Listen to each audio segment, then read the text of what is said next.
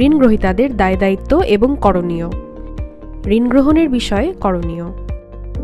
ঋণ গ্রহণের পূর্বে আপনার ঋণের প্রয়োজনীয়তা ও উদ্দেশ্য সম্পর্কে নিশ্চিত হন।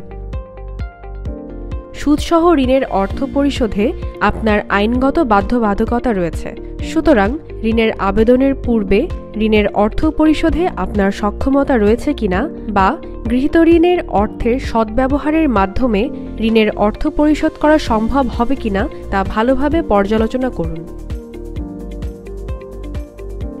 ঋণের জন্য আবেদনের পূর্বে সংশ্লিষ্ট ব্যাংক অথবা আর্থিক প্রতিষ্ঠানের বিভিন্ন ধরনের লোন প্রোডাক্ট সম্পর্কিত তথ্যাদি, যেমন ঋণের প্রাপ্যতার মাপকাঠি, ঋণের ধরন বা মেয়াদভেদে সুদের হার, ঋণের বিপরীতে ব্যাংকের শিডিউল অফ চার্জেস অনুযায়ী প্রদেয় ফিজ ও চার্জেস ইত্যাদি সম্পর্কে জেনে নিন।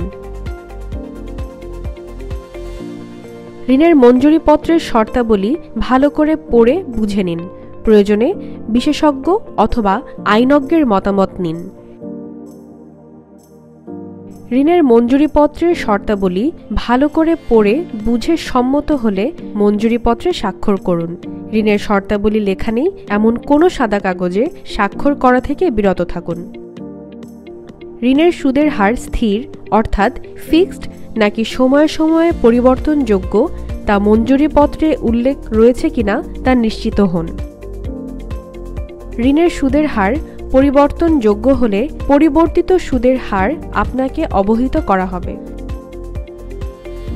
নির্ধারিত মেয়াদের পূর্বে ঋণ সমন্বয় করা হলে কর্তনযোগ্য ফিজ ও চার্জেস বিষয়ক তথ্য মঞ্জুরিপত্রে উল্লেখ রয়েছে কিনা তা নিশ্চিত হন। ঋণের কিস্তি বা অর্থ জমাদানের পর সংশ্লিষ্ট ডিপোজিট স্লিপের গ্রাহক কপি অথবা সিস্টেম জেনারেটেড প্রিন্টেড স্লিপ যথাযথভাবে সংরক্ষণ করুন। সিডিএম মেশিনে ঋণের অর্থ জমা করা হলে জমাদানের প্রিন্টেড স্লিপ সংগ্রহ করুন এবং অর্থ জমা হয়েছে মর্মে প্রদত্ত SMS অ্যালার্ট পেয়েছেন কিনা তা নিশ্চিত হন, অন্যথায় তাৎক্ষণিকভাবে ব্যাংকের সাথে যোগাযোগ করুন। মেয়াদি ঋণের কিস্তি পরিশোধের ক্ষেত্রে অটো ডেবিট ইনস্ট্রাকশন দেয়া থাকলে সংশ্লিষ্ট হিসাবে প্রয়োজনীয় অর্থের সংস্থান নিশ্চিত করুন এবং উক্ত হিসাব হতে নিয়মিত কিস্তির অর্থ কর্তন হচ্ছে কিনা তা মনিটর করুন। অর্থ উত্তোলনের প্রয়োজন ব্যতীত চেক বইয়ের পাতায় স্বাক্ষর করা হতে বিরত থাকুন। চেক বই বা চেক বইয়ের কোনো পাতা হারিয়ে গেলে তাৎক্ষণিক সংশ্লিষ্ট থানায় জিডি করুন এবং উক্ত চেক বা চেকসমূহের লেনদেন বন্ধের জন্য জিডির কপি সহ সংশ্লিষ্ট ব্যাংক বা আর্থিক প্রতিষ্ঠানে যোগাযোগ করুন। প্রতি ষান্মাসিকে বিনামূল্যে একবার আপনার হিসাবের বিবরণী ব্যাংক অথবা আর্থিক প্রতিষ্ঠান হতে সংগ্রহ করুন। ঋণ হিসাবের বিপরীতে সরকারকে প্রদেয় কর অথবা শুল্ক সম্পর্কে অবহিত হন এবং ব্যাংক অথবা আর্থিক প্রতিষ্ঠান কর্তৃক যথানিয়মে কর অথবা শুল্ক কর্তন করা হচ্ছে কিনা তা যাচাই করুন। ঋণ সংক্রান্ত যে কোনো আইনি জটিলতা এড়ানোর জন্য আপনার অথবা আপনার ব্যবসায় প্রতিষ্ঠানের ঠিকানা ও ব্যবসায় সংক্রান্ত সকল ডকুমেন্ট সঠিকভাবে সংশ্লিষ্ট ব্যাংক অথবা আর্থিক প্রতিষ্ঠানকে প্রদান করুন এবং সকল ডকুমেন্ট নিয়মিতভাবে হালনাগাদ করুন। ঋণ পরিশোধের বিষয়ে পরিপালনীয়।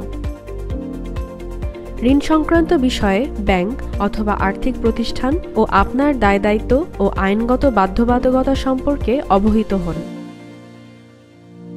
ঋণের ধরনভেদে ঋণের পরিশোধসূচি ভিন্ন হয়ে থাকে, যেমন মেয়াদি ঋণ নির্ধারিত সমমাসিক অথবা ত্রৈমাসিক অথবা ষান্মাসিক কিস্তিতে, সিসি বা ওডি ঋণ বছরান্তে এবং তলবি বা ডিমান্ড লোন ব্যাংক কর্তৃক চাহিদা মাত্রই পরিশোধযোগ্য। সুতরাং খেলাপি হওয়া রোধে ঋণের পরিশোধসূচি অনুযায়ী নিয়মিত ঋণ পরিশোধ করুন। প্রয়োজনের অতিরিক্ত ঋণ গ্রহণ হতে বিরত থাকুন এবং গৃহীত ঋণের সদ্ব্যবহার নিশ্চিত করুন। গৃহীত ঋণের অর্থ ঋণের উদ্দেশ্য বহির্ভূত খাতে স্থানান্তর শাস্তিযোগ্য অপরাধ। গৃহীত ঋণের সদ্ব্যবহার করা না হলে বা ঋণের অর্থ ঋণের উদ্দেশ্য বহির্ভূত খাতে স্থানান্তর করা হলে ব্যাংক অথবা আর্থিক প্রতিষ্ঠান সংশ্লিষ্ট ঋণ হিসাব শ্রেণীকৃত বা খেলাপি হিসেবে চিহ্নিত করতে পারবে। আপনি ঋণখেলাপি হলে সিআইবি প্রতিবেদনে এ সংক্রান্ত তথ্য দৃশ্যমান থাকবে বিধায় আপনি কোনো ব্যাংক অথবা আর্থিক প্রতিষ্ঠান হতে কোনো ধরনের ঋণ সুবিধা পাবেন না। ঋণের অর্থ আদায়ে সংশ্লিষ্ট ব্যাংক অথবা আর্থিক প্রতিষ্ঠান আপনার বিরুদ্ধে নিয়মমাফিক মামলা দায়ের, ঋণের বিপরীতে মর্গেজকৃত সম্পত্তি নিলামের মাধ্যমে বিক্রয় এবং ব্যাংক বা আর্থিক প্রতিষ্ঠানের নিকট থাকা আপনার সম্পদ ঋণ সমন্বয়ে ব্যবহার করতে পারবে। নিয়ন্ত্রণ বহির্ভূত কোনো কারণে আপনার কোনো ঋণ হিসাব শ্রেণীকৃত বা খেলাপি হলে বাংলাদেশ ব্যাংক প্রদত্ত নীতিমালা অনুযায়ী তা পুনঃতফসিলযোগ্য, তবে পুনঃতফসিল সুবিধা প্রাপ্তি আপনার অধিকার নয়। আপনাকে পুনঃতফসিল সুবিধা প্রদান করা হবে কিনা তা সম্পূর্ণরূপে সংশ্লিষ্ট ব্যাংক অথবা আর্থিক প্রতিষ্ঠানের এখতিয়ারভুক্ত। উল্লেখ্য, ইচ্ছাকৃত ঋণখেলাপির ক্ষেত্রে কোনো ঋণই পুনঃতফসিলের জন্য বিবেচনাযোগ্য হবে না। একইভাবে ঋণের বিপরীতে প্রদেয় সুদ মওকুফের বিষয়ও সম্পূর্ণরূপে সংশ্লিষ্ট ব্যাংক অথবা আর্থিক প্রতিষ্ঠানের এখতিয়ারভুক্ত। উল্লেখ্য, ঋণের আসল মওকুফের এখতিয়ার কোনো ব্যাংক বা আর্থিক প্রতিষ্ঠানের নেই।